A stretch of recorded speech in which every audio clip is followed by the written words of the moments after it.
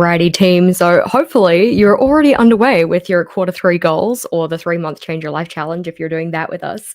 But just in case you haven't quite planned out how you're going to be tackling things, I think that's what we were going to go over today.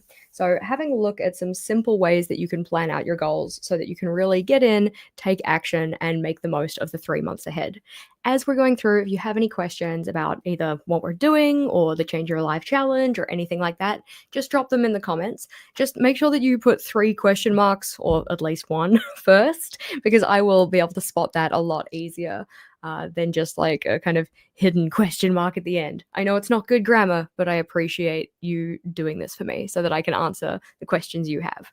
So in terms of our goal action plans, we are going to be keeping them super, super simple, really easy to set up, doesn't need any kind of fancy supplies. All I'm going to be using is a pen and a marker, only because I like there to be a little bit of color, maybe for like some highlighting or things like that.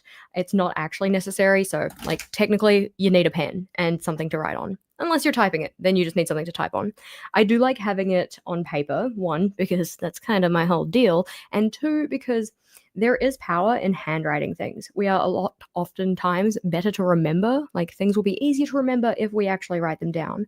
And also, if we handwrite them, we usually feel a lot more connected to the stuff that is actually being put on the page rather than typing it. Also, if you handwrite it, you are typically less likely to overcommit to things because handwriting typically takes longer than typing, especially for me. Like I learned how to touch type in like year 5, so I've been pretty good at typing for quite a while, whereas my handwriting and such has definitely suffered because of how much typing I have done. But that's okay. It's all good. We're going to be doing this on paper. You don't have to, but it is technically preferable. In terms of doing 2 separate ones though, the reason we're going to be doing that is because not all goals are the same, right? You may already have noticed this. And this is why I personally don't like the SMART goals method, because it doesn't fit for every type of goal we have. Some goals are short term, some goals are long term, some goals are kind of fluffy and vague, other ones are like really specific, some are kind of like very input focused, some are very output focused. And depending on what mix or combination of all of those things you're doing, SMART might not work. All right. What I do think SMART does work for, though, is the action steps. And these are the tasks that you have to do in order to work on any goal. Typically speaking, pretty much every single task I write down, I try to be smart about. But the goal itself, I don't really think that SMART fits every single time. So we're not going to be looking at SMART. More so, we're going to be looking at the system that we use over in Epic or Epic Goals. That's the goal course and community that I run. Link in the description if you're curious, but you don't actually have to be part of the party over there to do this stuff. All right. So the very first thing we are going to do is, put a highlight on the page because we like some color, and we're going to give our page a title. We're going to do just a green stripe. Doesn't have to be green, doesn't have to be a stripe, doesn't have to be colored. But I just like to have a simple header, so it's kind of like capping off the page, looking fancy. And up here, we're going to write a very simple descriptor for the goal. This is essentially like the kind of 1 to 3 words or something you can come back to when trying to describe your goal. This isn't going to be like a full-fledged sentence to flesh out what the goal specifically is. It's just the kind of like very simplified version of talking about it. So let's see. Do we have a goal that we could use for this? I'm going to do a goal of sleep routines, right? So just put it in the header. Again, doesn't need to be fancy, just needs to be written out.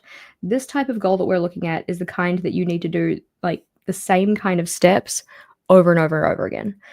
So if we're building a routine, whether it's sleep or exercise or I don't know, mindfulness practices, stretching, like anything that you foresee as being the type of goal where you're going to have to do the same kind of thing over and over and over, this is the type of goal plan we're going to be using for it. All right. So the other one, as you can probably guess, based on the fact that this is a repetition type of goal, the other one's going to be more of a like one and done type thing. Alrighty. Good question. When you start goal planning, do you include personal life goals as well as work goals? I do. I previously have found it very easy to set work goals for myself and think about what I want in terms of my work at the kind of expense of my personal life. I'm trying to be a little bit more balanced with that now. So I know that some people, for instance, they like to use their different life categories and try and set a goal for each life category. I don't necessarily go as rigid as that. I'm not trying to set one for physical and mental health and my home environment and my digital environment and my finances, because not all life areas are going to require our focus at all times. At least that's what I feel. Like some of them we can kind of put on the back burner because they're doing well enough by themselves that don't really need our attention. But if it helps you to think more broadly in terms of what you could be setting your goals in, life categories can be really helpful for that. So typically when I do my goal plans, I will just mix in the work ones and the personal ones all together because I just like to have them all in the same place. But Sunday to Wednesday live stream will take some getting used to. Yeah, I like to think of this as our own Boudreaux Wednesday time. Given I have Boudreaux Wednesday each week with my friends, this is our Boudreaux Wednesday time. So in terms of an ideal goal plan, there are several key parts that I would usually like to include, but not all of them are strictly speaking necessary. They're more so like good to have, nice to have, but they aren't super required to get the needle moving. Okay. The ones that are definitely required are the goal and the action steps. All right. So, like, what do you want? What are you going to do? All right. Those are the two that we're mainly going to focus on putting down here. But other ones that are also nice to have, which can be very helpful to include, are things like metrics of success. So, like, how will you know you're making progress? Ideal outcome. So, what are you very, very specifically headed towards? What is like a perfect win in terms of your goal look like? And also backwards mapping, which is like making a kind of mind map or possibly a list, depending on how you prefer it, of the steps you might need to take in order to get to where you're going. This is more of a kind of like structured way of thinking so that you can pull out the steps you need to do, but not all goals need it, for one. And also, if you're in a pinch, pinch point for time, and you're just like, I just need to get this stuff down so I can start to take action, then the most important stuff is going to be, what is the goal? What are you going to do to work on it? And that's what we're going to put on here. All right. So currently working in your junk journal while listening. Love it. Gotta love a super slow work day. Nice. Alrighty. Yay, it's Boudreaux Wednesday. It's still Wednesday for you. Nice. For me, it is technically Thursday morning, but I still think that that's kind of fun that we get to have Boudreaux Wednesday together, at least to some people in some parts of the world. Let's see. Do you ever experience to feel stuck on which goals to set, and how do you resolve this? Typically speaking, when I start off my goal setting process, I like to do a really big brainstorm or a brain dump of the different things I could work on. And then once I've got that all out of my head, I then go through and start to select, okay, which ones should we work on for right now? I also like to think that when I select a goal, it is not saying a hard no to everything else, it's saying a not right now. So even if there are things that it's like, oh, I really want to do that someday, I really want to do that someday, it might just not be right for this particular season. I just make sure to save those somewhere that they're not going to get lost. So I don't feel like I've kind of, I don't know, scrapped the goal entirely, but I'm just like lightly saying I don't have the time or effort or energy to focus on you right this second, if that kind of makes sense. So in terms of feeling stuck on which goals to set, I guess that brainstorming stage really does kind of help me figure out which ones I want in general to pick. It's just then going to the filtering part. Usually I have way more ideas than I have time to execute them. So it's not usually a problem for me to be like, oh God, what do I want to work on? Like I have nothing that I want to work on. What I also find though, is that if you are in that mindset, if you're just like, I don't know what I would like to work on to either change my life or, set as goals or anything like that, the easiest way I find to do it is start to pay attention to your pain points, or start to pay attention to things that you're just like, ugh, this sucks. Ugh, I hate doing this. Ugh, this is such a drag. Because any of those things are really good things to set goals about. Like you can kind of move away from those kind of pains or problems or challenges in your life. And that's kind of a good place to set a goal around. Another place to set a goal around could be passion points though. So things you get really excited about, that could be a really good spot too. So in terms of the goal, we're going to write down goal. And this is where we're going to write out a simple sentence that describes what this header means. Like, what is it that we're actually targeting here? Now, you, in writing this, do not have to write a paragraph. You don't have to have like the beautiful, perfect words. It doesn't have to feel like it just kind of, flows off the tongue in such a graceful, beautiful way. What is more important here is that it is memorable, because so you can like pretty easily remember what it is you wrote without opening your book. Two, it is in language that you typically use, right? If there are certain terms that you're putting into here that aren't your typical, lexicon bag of words that you use on a regular day basis, it'll be way harder to remember. And we also want to make sure that we feel connected to it. All right. So using the words that resonate with you, not using words that aren't typical to your general language, anything like that, needs to be simple to remember because we want to be able to remember this without having to open our book. So if I'm thinking about my sleep routine, what is my goal around my sleep routine? To develop, which does not have an E on the end, but I always feel compelled to do it. So again, perfect spelling isn't necessary here. It doesn't need to be perfect, just needs to be written down. Develop routines that support good sleep. All right. Again, doesn't need to be anything fancy, just needs to be an extension of the title that you've written out, something that kind of explains what you're trying to do. So when I say sleep routine, what I'm actually trying to do is develop routines that will support my sleep or help me get better sleep. All right, let's see. Do you have a limit for goals in a given period, like no more than 3.25? How do you decide a good number? Love this. I do not set limits for myself. I also don't like to set limits for other people because I like to think that our goal getting process is like iterative. So, the goals that you set this quarter or last quarter or whatever, you can use the information that you gain from that to inform further goal setting.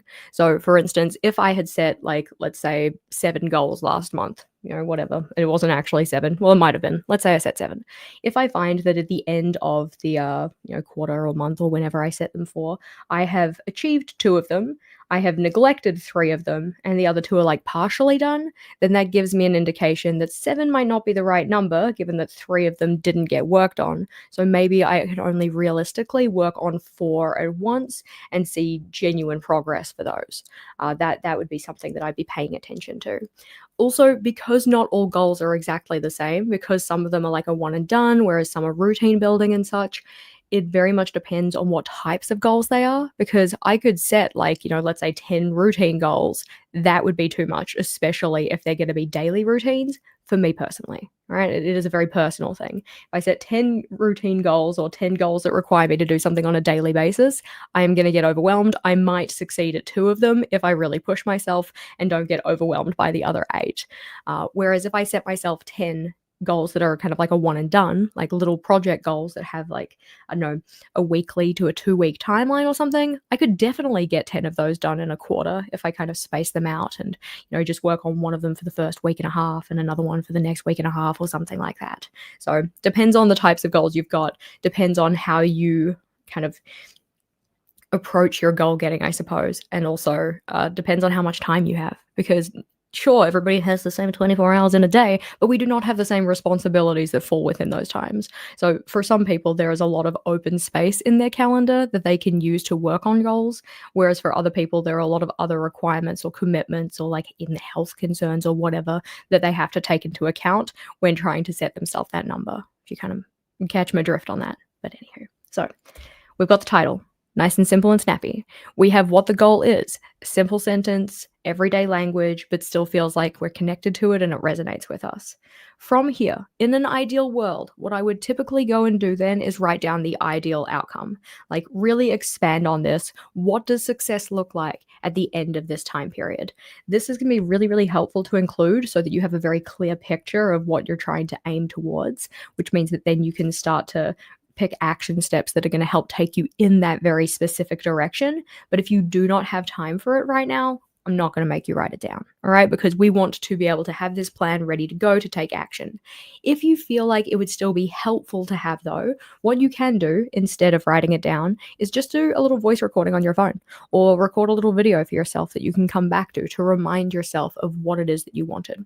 So it's like, we get out our phone, we hit the record button or whatever, and we just tell our future self, what is it that you wanted to see from this goal? So for instance, for me, in terms of a sleep routine, my ideal outcomes for this are I have a set of simple routines that I do in the morning and in the evening to help prepare me for sleep, and then enter the day like refreshed and ready to go. They are easy to remember, so I don't have to like have a written out list that I follow every night. There's not too many of them, and they only take like, I don't know, 20 minutes max or something like that. Uh, Obviously, this is just an example, but the specific things that you want to put in here are, how is it that it wants, how is it that you want to feel when you do this? What kind of feelings do you want it to give you? How is it going to fit into your life? What does perfect look like? We're not using this ideal to hold ourselves to an unrealistic standard. We're just using it as kind of like a guiding spot to aim towards. So if, for instance, my ideal outcome for a sleep routine is it being like no more than 5 steps, if I start to then write myself out like a 20-step process that I have to do to prepare for sleep each day, I am not aligning my actions with the ideal outcome that I set for myself. This was ideal. What I'm doing in that case is not headed towards that ideal. Okay? I said, I like to write it down. I think it's really helpful to write it down. But if you're just like, I just need to get things out on paper so I have some guidelines to work from, then recording it on your phone or something like that can still be helpful. Also, the nice part about recording it is that you effectively get to have a conversation with future you. So you'll be like, hi, future Jess. In terms of an ideal outcome for this goal, I actually just recorded all of those yesterday for my goals because of this Change Your Life series and doing the kind of like progress vlogs and stuff. I wanted some baseline footage to say like, hey, this is what I'm excited about for each of my goals and this is what I'm worried about, so that then when we get to the end, I can see if those worries were completely unfounded or definitely came true. So yeah, let's see. I do struggle with keeping too many routine goals, forget to do them, or get overwhelmed by the amount. Yeah, definitely. So I find that for a lot of people, if you are trying to set routine goals or ones where you're trying to build, habits or routines and such, trying to build too many at once can really often just lead to building none of them. So focusing on less in that kind of space can be quite useful. So I said, ideally, we would write down an ideal outcome.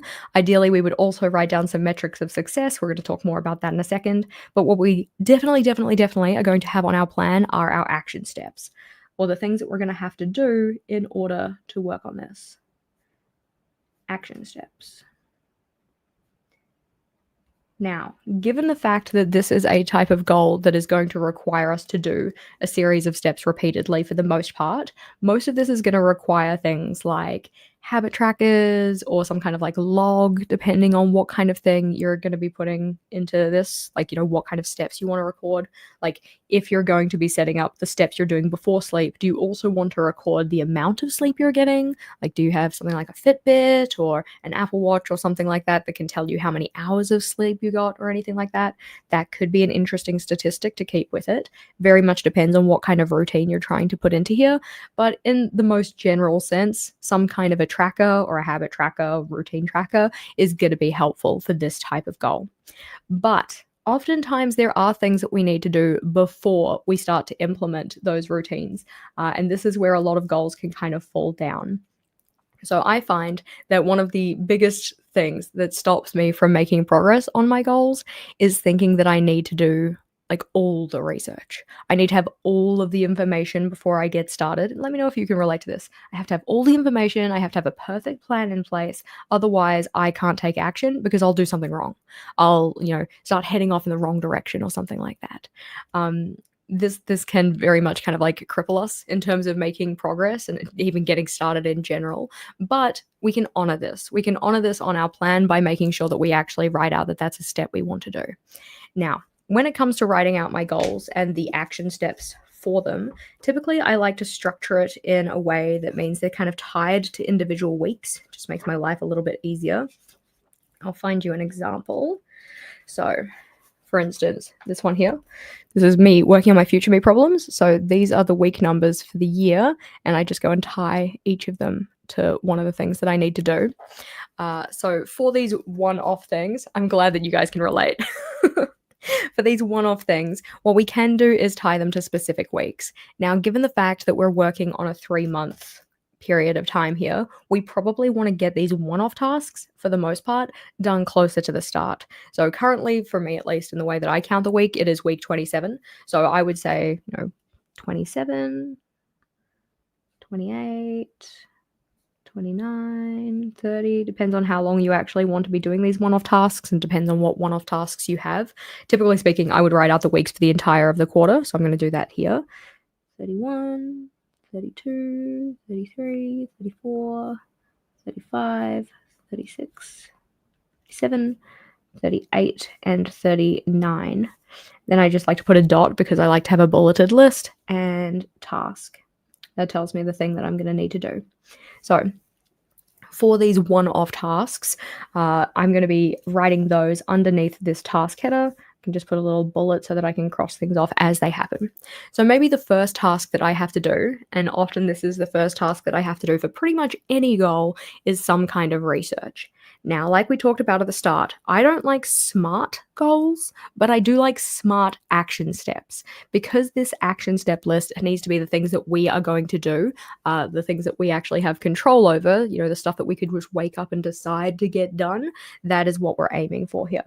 We also, given the fact that they're called action steps, want to make sure that they are small. They are bite-sized, all right? So I don't want to write down, do 3 hours of research on sleep routines, because I don't know about you, but finding 3 straight hours of free time in any week, probably not going to happen. It's going to be a no from me. So instead, writing down something like, do 10 minutes of research or research sleep habits or sleep routine kind of like structures for 10 minutes, 15 minutes, like whatever is going to be reasonable or useful for you. So I'm going to write down research, sleep, healthy habits,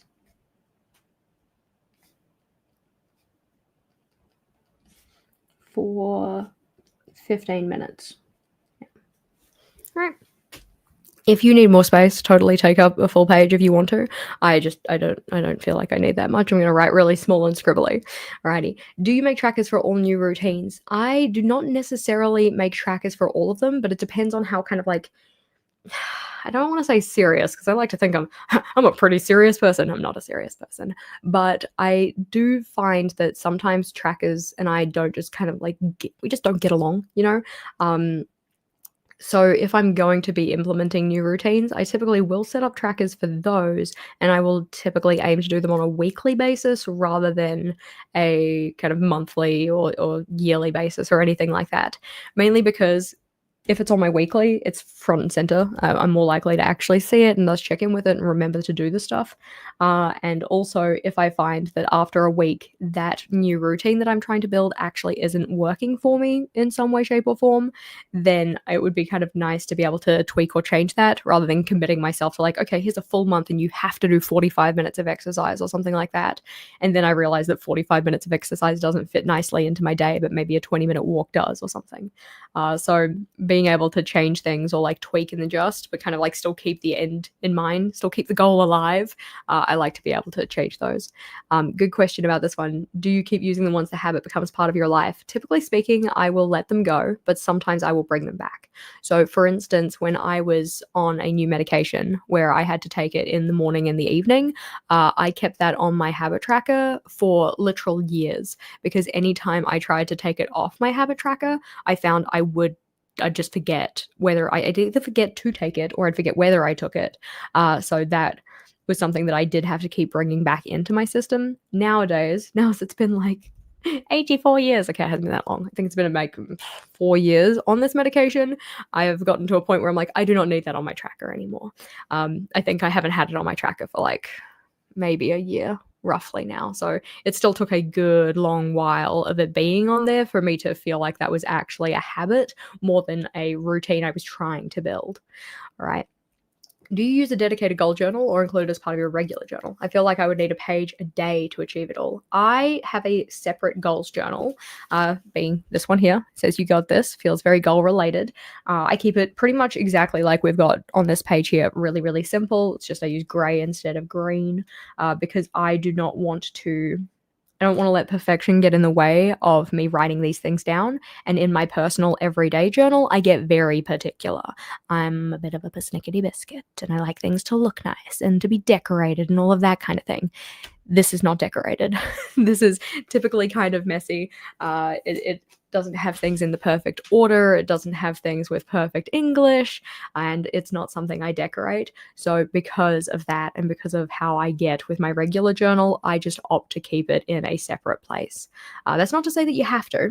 I just find that it's easier if I keep it in a separate place. Also, in terms of amount of space used, so if we go and have a little look as to where we're up to right now.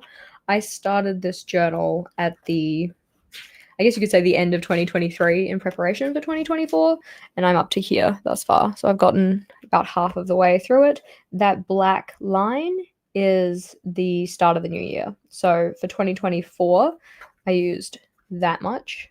And then for 2025, so far I've used, I don't know where I was, that much. Yeah. So about halfway through it, but still got a bit of time. Yeah, goals journals should not strive to be perfect. They're the drafty part of journaling. Exactly. And that's why I put it into a separate space, because otherwise I will get too particular about how it looks. Hopefully that kind of helps.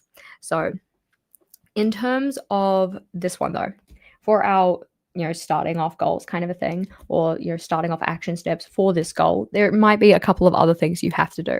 So for instance, once you've researched the healthy habits, then you need to select the ones you're actually going to trial.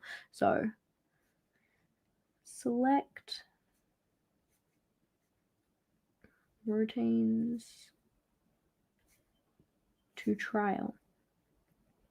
Right? Because it is very rare that the first time we set up a new routine, or the first time we kind of develop our block of things we want to do as part of the routine, it's not necessarily going to be perfect. It's not necessarily going to be the one that sticks in the long term. Maybe you are like, oh my gosh, I need to do this kind of like particular skincare thing in order to, best prepare myself for sleep. And then you find that that was just like a step you kept missing and was completely unnecessary. So you take it out. So giving yourself the opportunity to have those check-in points, to make iterations and such, is something that I think makes for a plan that is going to be better able to assist you, rather than setting up one that is very, very rigid, very much like I do the research once and then I select the things and then I always do them and then that's how I win. If you don't give yourself that flexibility, it probably will mean that you'll fall away with it and just be like, oh, well, throw that out. Guess that didn't work. So depends on you as a person. Some people will be able to do their research once, pick their routines and just go for it.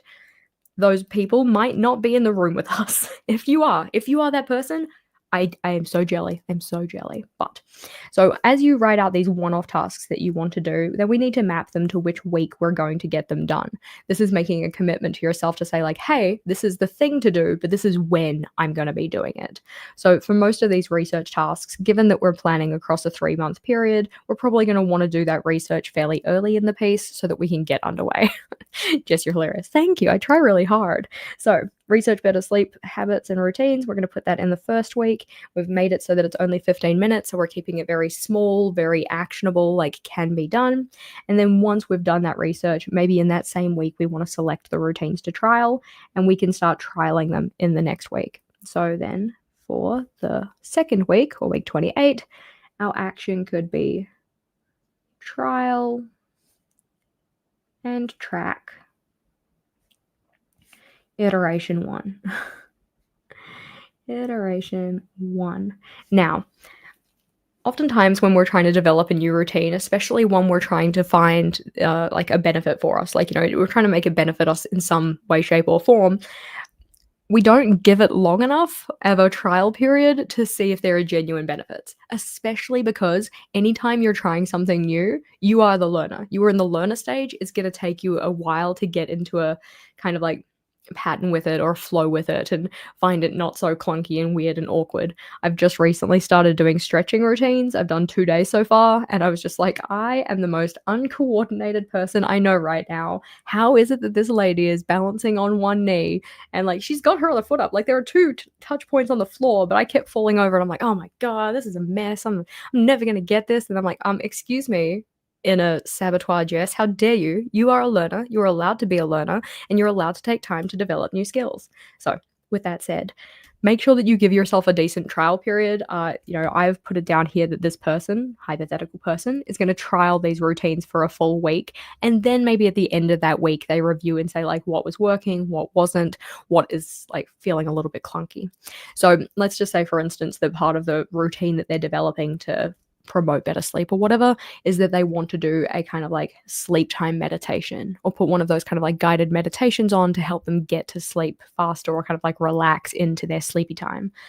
Maybe they've found that the meditation they picked is just not for them. Like maybe it's a little bit too woo woo, or maybe it's the voice that's just grating on them, or possibly it's not long enough and they feel like they need more time to kind of amp up that relaxation or something.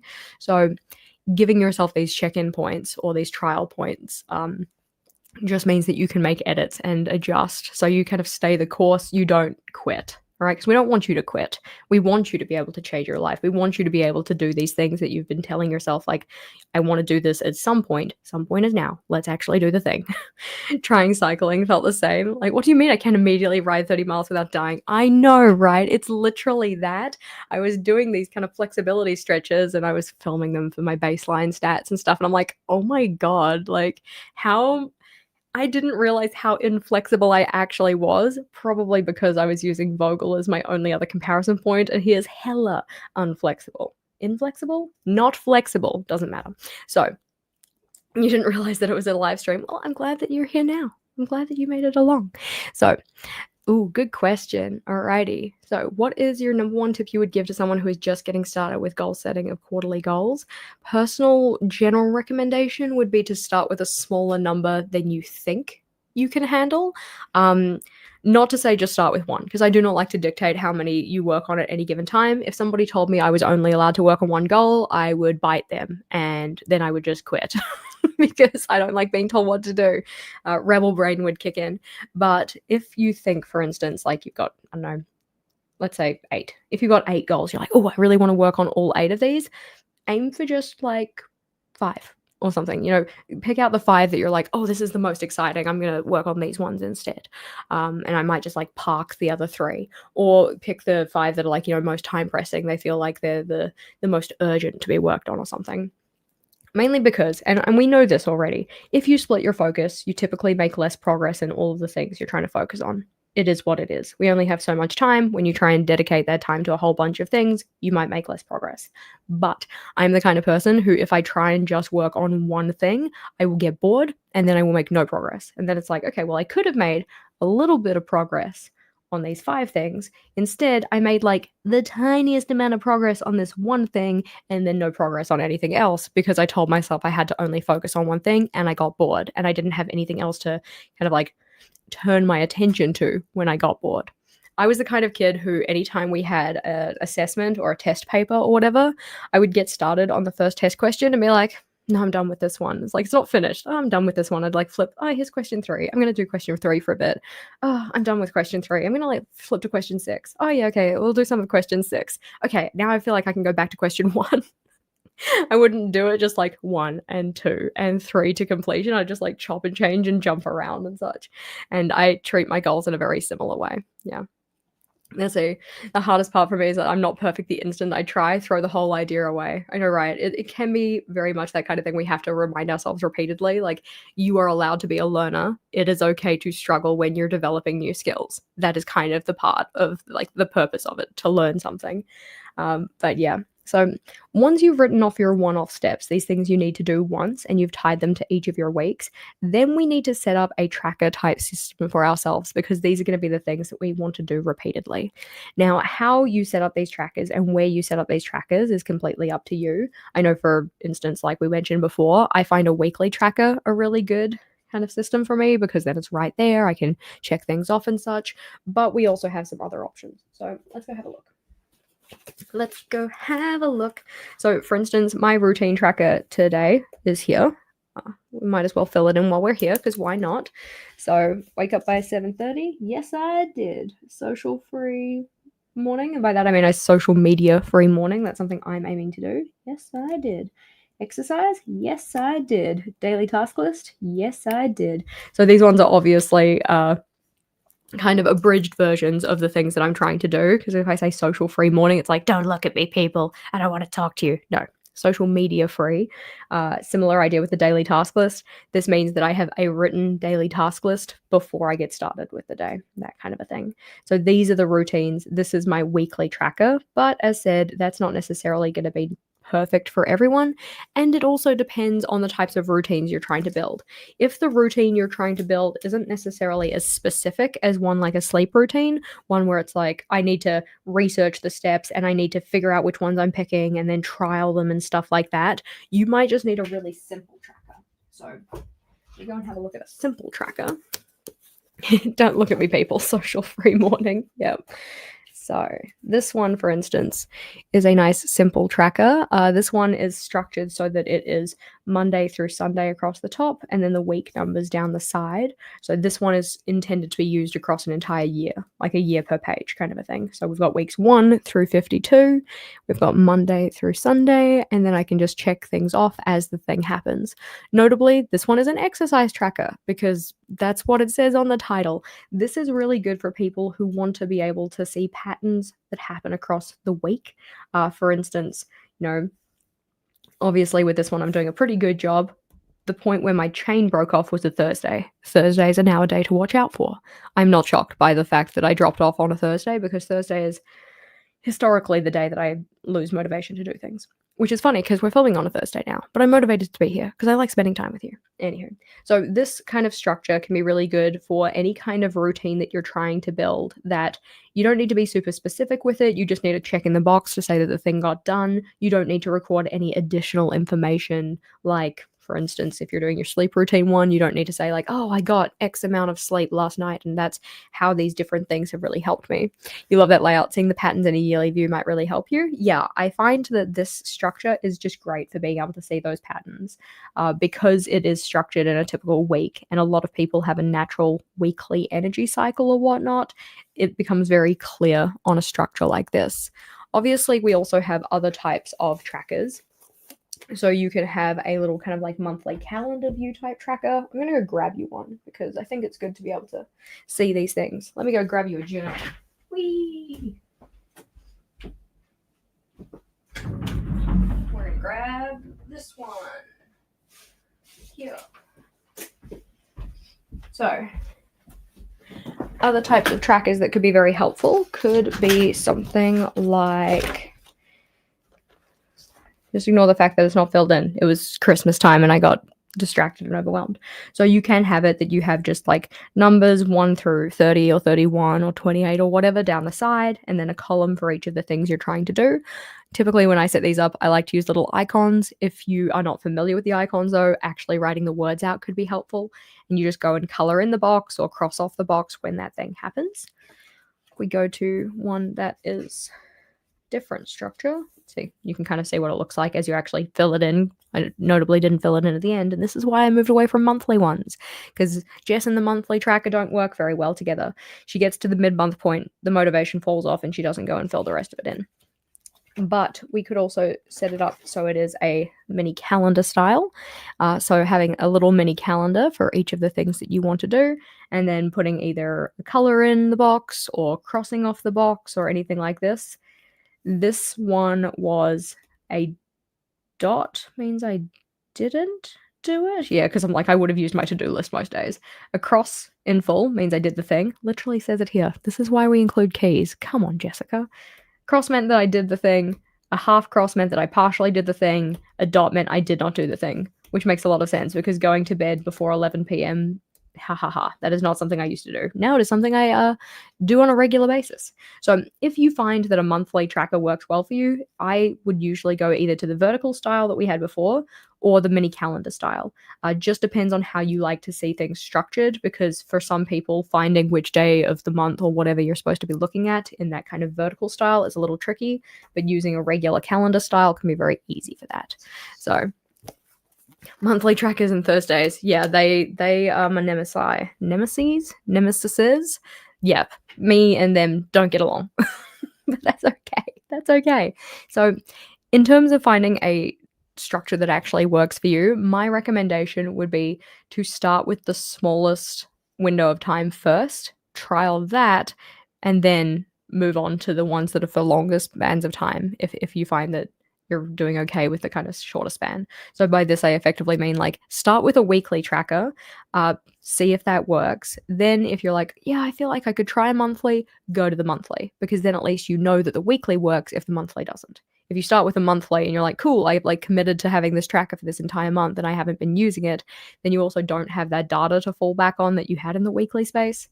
What I do not recommend is setting up both at the same time, because then you just have more things to do. You've already got things to do. You've got goals to work on here. We don't want to add more to your plate unnecessarily, and filling in duplicates of information is not the best way to go about that.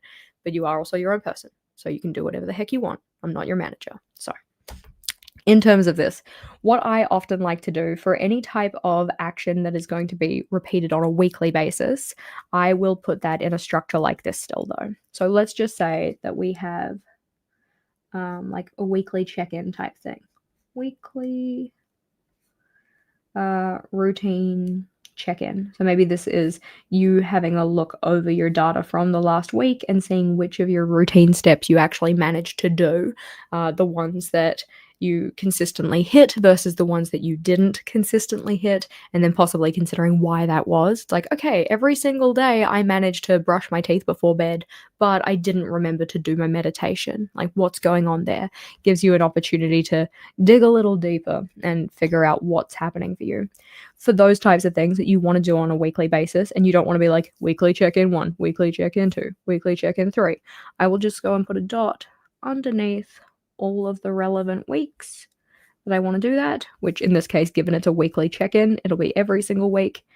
And then I can just cross them off as I go, and I save space on my page because we're working smarter, not harder here. We don't want to have to write the same thing out 20 bajillion times or 13 times when we could have just written it once and put a dot underneath every relevant column. I use that a lot. I love that. Let's see. You forgot to add a weekly tracker for your weekly, so you made a note to remember it next week. Yep. I find that currently, at least, the weekly tracker is working really well for me. Previously, the monthly tracker, especially that vertical style, has worked well, but I seem to be in a season of my life where it doesn't work as well for me anymore. But that's okay. You're allowed to change in that way, and just make sure that you also change your journal or your planner when life changes like that. When you notice something isn't working for you, like, it's a better idea to probe that, go a little deeper with it, figure out why it might not be working and make a change, rather than just being like, I'll just slog through and continue to not let it work for me for a really long time. Wah wah. So, what you can also do if you wanted to have it done in a one and done type of space is that depending on how many of these one-off actions you have, or these kind of like weekly routine actions you have, you can put your trackers on a layout like this. It just depends on what span of time you're working over. So because we're working over a 13-week period, because we're doing quarterly, we need to set up a structure that's going to allow for 13 weeks. So we could do that in 2 columns possibly, or we could just probably do it this way. Let's see. So 39, 38, 37, 36, 35, 34, 33, 32, 31, 30, 29, 28, 27, 26. We don't need 26. We're just going to put a little hashtag in there for the week number. There we go. Week number. We're okay. We're safe. We didn't stuff it up. And then Monday, Tuesday, Wednesday, Thursday, Friday, Saturday, Sunday. In this structure, you can fit 3 trackers across. So, hashtag Monday, Tuesday, Wednesday. I will say that you can fit 3 across if you're using the size of journal I'm using. If you're not using the size of journal I'm using, then it might be a little different. Might be a little more or a little less. This one is an A5 from A&O. So, Monday, Tuesday, Thursday, Friday, Saturday, Sunday, and then above this we could write in what those action steps are or what kind of tasks it is that you're trying to keep track of having done. So we can put those ones in. That's a really nice way to keep it all on one page. And then depending on how many steps you have at the top here or how much space you took up, you could possibly even fit in another one. I notably cannot because of the spacing that I've used, but you do also have a whole other page here. I'm just filling this in as an example though. I do like to keep things all on the same page if I can, because it means that you get to come back to what was your goal. And if you wrote it down, what is my ideal outcome? You have that kind of ability to remind yourself of what it is you're working towards as you keep track of the data that's going to help you get to where you want to go. But yeah, so step 1, step 2, step 3, and you can just check them off. We'll just write in the rest of the numbers here. But As said, this one is for a type of goal that is going to be more so a routine builder. So is going to have some kind of like daily or possibly weekly tracked habit or something that you're trying to do on a more regular basis. But we also have goals that don't require that. And this is why SMART goals are not my favorite, because it's not a one size fits all process here. We need a flexible system, and that's why I made one. Do we have any questions so far, though, either about this type of goal setting or about the Change Your Life Challenge or anything like that? Happy to assist wherever possible. 36, she can count. 37, 38, 39, perfection. You're watching your videos from the beginning and learning a lot from past Jess. Excellent. I hope that past Jess does not make a fool of herself. Sometimes I go back and watch earlier videos of mine just to find like a reference or something like that. And I'm like, oh my gosh, why are you talking so weird? I mean, I still kind of talk weird, but still. Also, Tink, don't forget to have a drink, because hydration or whatever you're drinking is important. Your body wants it. Excellent. Love that. So, the other type of goal, the one where it's more like a one and done. This is one that you could kind of consider to be a project. I have kind of like a very close relationship between a lot of my projects and goals. Some of them are very much projects, just projects, and some of them are more so like just goals, or they're the type of goal that isn't really project based, but there is certainly some overlap there. It really depends on the kind of importance of the thing that I'm working on and whether it has a set deadline, kind of a thing. For me, a project is something that typically I have an ideal deadline in mind, whereas a goal doesn't have to have one. A project also has multiple steps. I mean, like, that's kind of the baseline of a project, is that it has multiple steps. Alrighty. Curious about how do you set up your daily to-do list? So typically speaking, I will just jump into my everyday journal, which I'll just grab for you. I'll put in a header for the day, and then I will just write down the stuff that I need to do, or the stuff that I would like to do. That's how I started. So in terms of what I wrote yesterday, I wrote down live stream, which we're doing, so we can cross that off. I wrote down edit the footage of the baseline. I said edit the podcast, and I think that's all I wrote. No, I think I wrote this one this morning. So my today list only started as 3 tasks when I first got to my desk for the day. Since getting to my desk, I have added in talk to my mum about our plans for tomorrow. There's a sale at a website that I thought I might check out. I need to film the week 1 intro for our series, and I have a YouTube meeting. So those are the things that I have to do. I also last day actually did this stuff, so we can cross that off as well. On Bujo Wednesday, I usually have a kind of project that I'm working on, and sometimes it's not in this journal, so it doesn't really get set up for crossed off and such. But essentially, from my daily tasks list, I like to think of this as a first touch point for anything that I'm adding to my journal. So it's not always going to be something I do on that day, but I try to keep it open on my desk so I can just add to it as I think of tasks, and then if those things need to be moved to somewhere else, I will move them to somewhere else. Like, if it ends up that I add something on there that really isn't a task for that day, it might be a project for future me, then I will move that to my future me problems list at a later time, typically during some kind of like migration step, which is either at the end of the week or the end of the month, or sometimes the end of the journal if I'm being kind of slack, which I have been recently. So, they might just stay there for a while. It's really just thinking about, like, what do I have on today? What do I need to get done? Those are the things that go on the list. I do try to make it so it's only stuff that I can actually do, because it's like a to-do list, as opposed to just general thoughts and musings. Even though you can add those in a bullet journal, I just don't add them very often. I'm glad that you're enjoying the theme. I think it's a pretty cute theme too. So, in terms of a more project-based type goal, the structure is fairly similar, but we typically don't need these kind of routine type spaces, or the ones where it's more like a tracker kind of a thing. So if we're thinking about a project-based goal, let's say fixing my shower. So shower, fixing. We're again just starting with a simple title that is gonna help us remember what our goals are. Doesn't need to be anything fancy, doesn't need to be perfect wording or anything. This is the very short, the very simple, like, 1 to 3 words possibly, if you can get it that small, kind of depends. But it shouldn't be a sentence, all right? It's a title. After this, we then go in with what is the goal? Like actually thinking about more specifically, what is it that we're trying to do here? Now, you can get really specific if you want to and be like, for instance, with this one, get my shower fixed by August 24th. If everything is fully within your control to be able to do that, go forth. Totally fine. You set that deadline for yourself.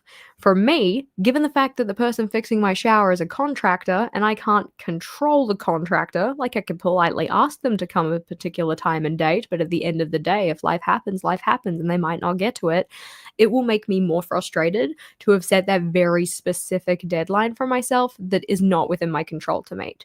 So in writing out your goal here, we again want to make sure that it's clear, make sure that it's simply worded, it's using language that resonates with us, all of that kind of stuff. We want to be able to close the book and remember effectively what we wrote down. We just want to make sure that we're not setting ourselves up for annoyance or failure by holding it to be like too rigid in terms of when things happen. Now, that's not to say don't use a deadline to help you, because a deadline can be super motivating. For anybody who has ever procrastinated an assessment until the night before, you know exactly what I mean. But you doing your assessment was within your control, I mean, sure, it might have been hard, but like you getting it done was something you could control. The shower, not so much. So in terms of this, my goal for the shower fixing is to have it fixed. That's the bloody goal. Me and the shower have beef. But anyways, to get the shower and walls fixed and painted, because things need to be painted. I don't want it just fixed or patched. I want it to be nice enough again. Painted ASAP. As soon as possible. All right. So technically speaking, it is a deadline. It means like, hey, Jess, don't muck around on this. Make sure that you get back to people within a timely manner and such. But as soon as possible does also give us a little bit of wiggle room there for like, if the builder or the plumber can't come on a specific day, then that means that that date specifically was not possible, right? It's not within my control to make them show up. So as we've talked about previously, here I would also like to be writing down things like an ideal outcome, like what does perfect, wild success look like in terms of this goal? Also, what are the kind of metrics of success or the stages of like progress that you can hit along the way? But because we're just trying to get this out of our head onto paper so that we can start to take action, we're just going to go in with the action steps, because that's the important stuff. That is what we're doing and when we're doing it. So action steps. Now, typically speaking, when I do my action steps, as we've shown over here, I like to tie them to particular weeks. But one of the reasons that I also like to just have this general cross off kind of space is that sometimes it is quite difficult to tie things to specific times because you're waiting on other people. Frustrating, I know. Relying on others kind of sucks, especially when they aren't necessarily as onto it as you are, or maybe they just drag their feet on things. It is what happens. 34, 35, 36, 37, 38, 39, dot task. Okay? Now, when we are writing out our task list for this one, we do not need it to be perfect. We do not need it to be complete. We just need our ideas about what needs to get done written out on this list. You can always cross things off later if you decide it doesn't actually need to be done. It does not to be in a perfect order, because we will order it based on tying it to particular times, right? So for instance, maybe for this one, the first step, or one of the steps, might be checking back in with the people who supposedly came to diagnose the problem. All right. So email or check in or call or whatever. Email Friday Homes for update. Now, What can be difficult with this kind of a project as well is that maybe you don't know what you need to do.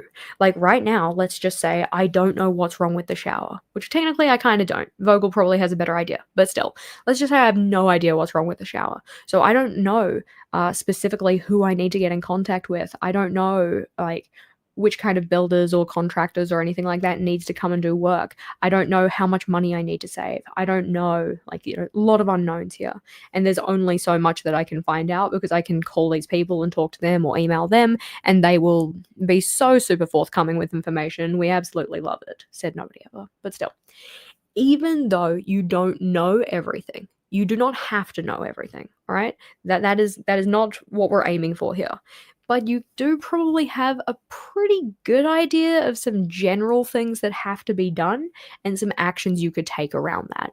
So for instance, let's just say that for this project, given the fact that it's a shower, we're probably going to have a plumber involved in some point. All right. So putting down something about like researching plumbers or, again, doing 15 minutes of research on plumbers or calling friends to ask for their recommendations for plumbers, like those kind of things would be something that I most likely will have to do. So I can write it down. At the end of the day, if I write it down and then it turns out I don't need to do it because Friday Homes has their own dedicated plumber, totally cool. It means I can cross that off as like, oh, look at me. I did it by not doing it. I'm a wizard. All right. That's totally fine as well. So, in terms of the things that we're writing down here, you don't need to have the perfect ideas. It doesn't need to be exactly what's going to happen, but you probably have an okay idea of some things that most likely will have to happen, and we can add those down. Once you then have enough information to know your next step, because right now the next step that I have is just emailing them, kind of a thing. So I'll put that ASAP in the most current week so that I get that one done. Once I have the information from that, then I can go and add my next steps. Realistically, in terms of your goal getting, you only need to know your next step and hopefully maybe the step after that. Outside of that, it's more like a faith process, right? As long as you know your ideal outcome, like where you're headed towards, like what kind of goal you're working on, and the very next thing you need to do to work on it, that's all you need, because you then just need to go take the step. That's also the hard part, taking the step, doing the thing. Ugh, we have to do things. Jessica, you said this was going to be easy. It's going to be easy. It's going to be simple. Didn't say it's going to be like not a bit of a struggle to do the thing, but you've done hard things. You can do hard things. I believe in you. Anyways, so in terms of writing out your list of stuff here, it's all goods if it's just general things at this stage that you don't tie to specific weeks. As long as you know exactly what the next thing is you need to do and you get that one done, then you can come back to this list and say, okay, now as I've done that thing, what is the next thing I need to do? Like now as I've talked to Friday Homes and they've said that I'm going to need a plumber, maybe I need to go research plumbers. Or now as I've talked to Friday Homes and they've pointed me in the direction of the plumber they say I have to use, I need to get in touch with that specific plumber. All right?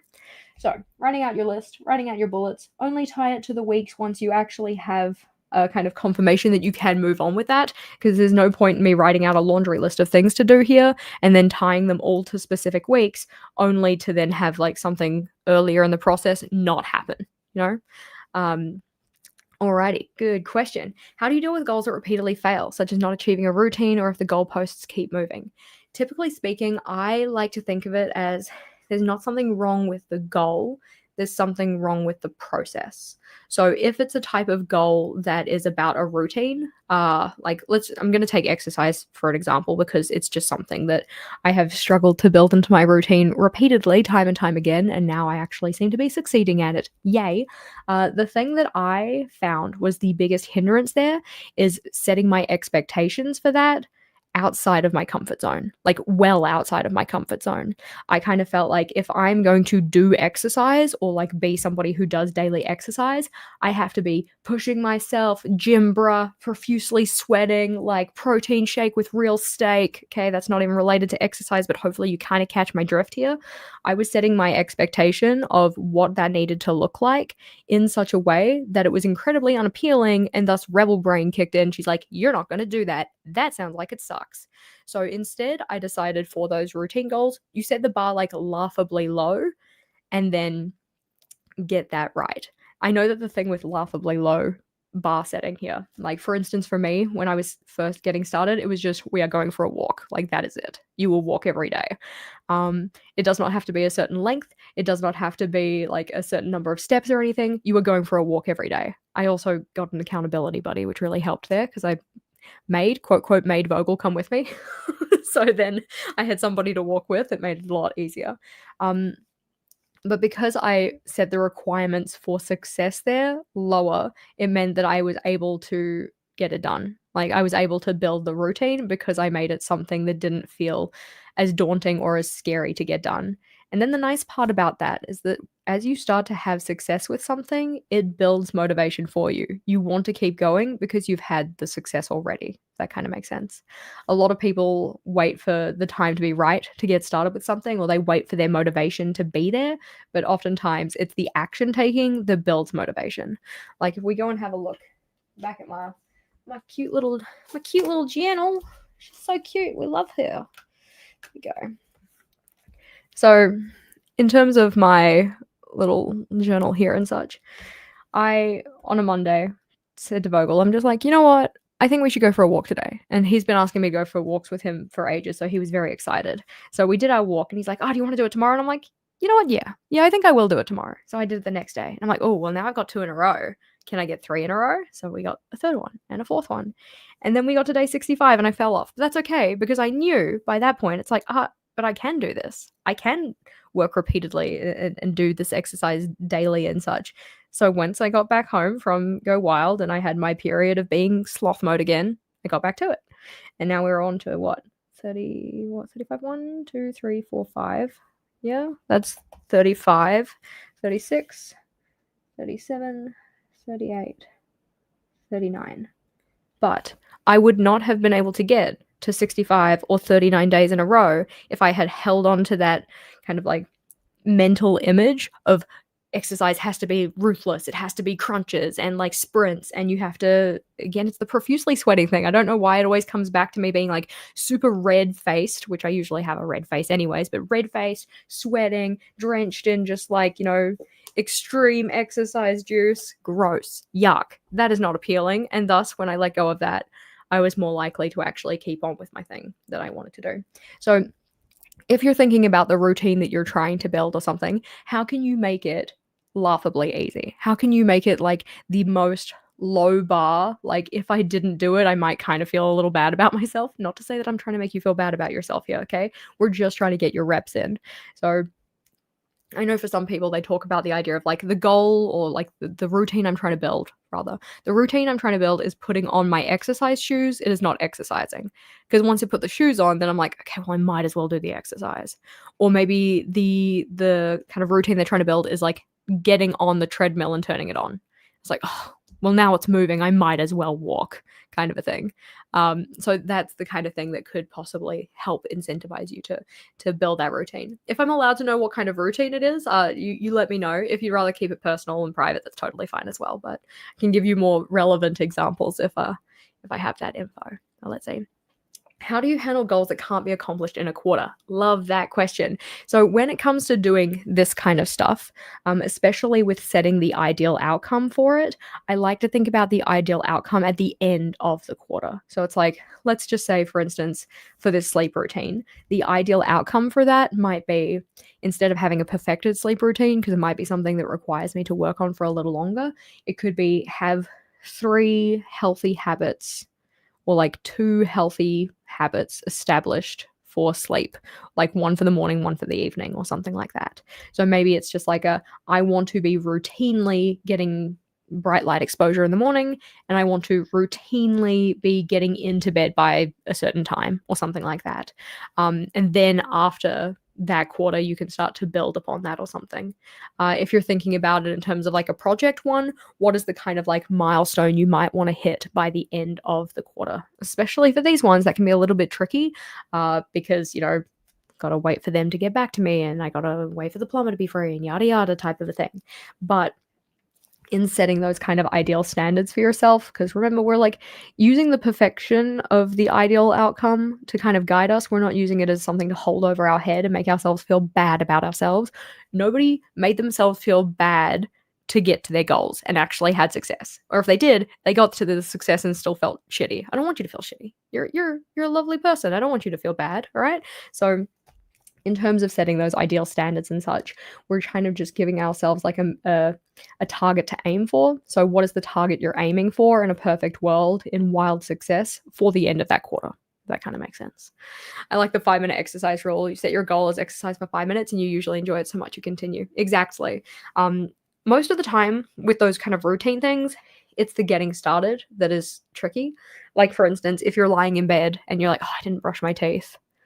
Like once you get to putting toothpaste on your toothbrush, like it's pretty easy from there. It's just actually getting to the place where you have to do the toothbrushing, because I don't know a lot of people who brush their teeth from bed. There is probably some people. No harm, no foul. It's all good. You do you. If it makes you brush your teeth, it's totally fine. But getting from I'm cozy in my bed and like, starting to get comfortable to having to get out of the bed and go to the bathroom and do the whole teeth thing, like, ugh, transitions, hate that. Or if you're like sitting on your phone, you're getting sleepy, you're feeling kind of tired, but you have to like go upstairs to your bed. That means you have to get off the couch and then you have to walk to your bed to get into your bed to have a good night's sleep. You're just, so you delay and you delay and you delay. And it's like, cool. Now it's like a half hour past the point where I was actually sleepy. Great. Now this is going to be even more of a struggle. Yeah. Let's see. Yeah, the hardest part is getting started. Once you're going for 5 minutes, you might as well do 10 or 15. Yeah, I find that it's a very similar thing. And when I first started on my daily exercising that I've been trying to build and such, as said, there was no requirement for how long we went or for the route we took or how many steps or anything like that. It was just, we're going to go do a thing. We're going to go and do that. Yeah, regular exercise is the usual one, but it's also a zero-based email. Oh my gosh, yeah. I am definitely a person who struggles with email.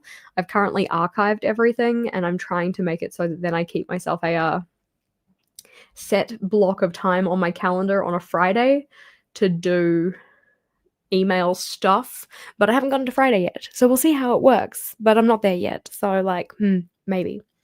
But in terms of your goal planning, right, you do not need a perfect plan to be able to make big things happen, all right? That we're taking that perfection, we're gently putting it on the shelf because it does serve us well in some areas of life, but for actually getting stuff done, no, okay?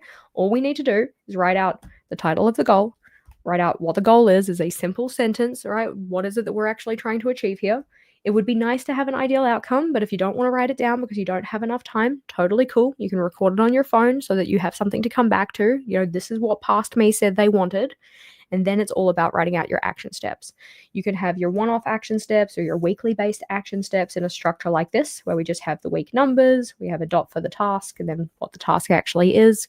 Or if it's going to be a routine building goal, then having some kind of a tracker in there would also be helpful. You can either have it on the same page, or you could put it into your weekly planner structure or your daily planner or anything like that. The place that you are most likely to check in with it and actually check things off, that is the best place for it. Hopefully you enjoyed today's video. If you found it helpful, make sure to give it a big thumbs up. It was such a pleasure hanging out with you. Thanks for coming along to a session that's not on our regular day of the week, or if you're here on the replay, it was great to have you here too. Alrighty, gorgeous humans, I will talk to you next time. Have a fabulous rest of your day. Bye!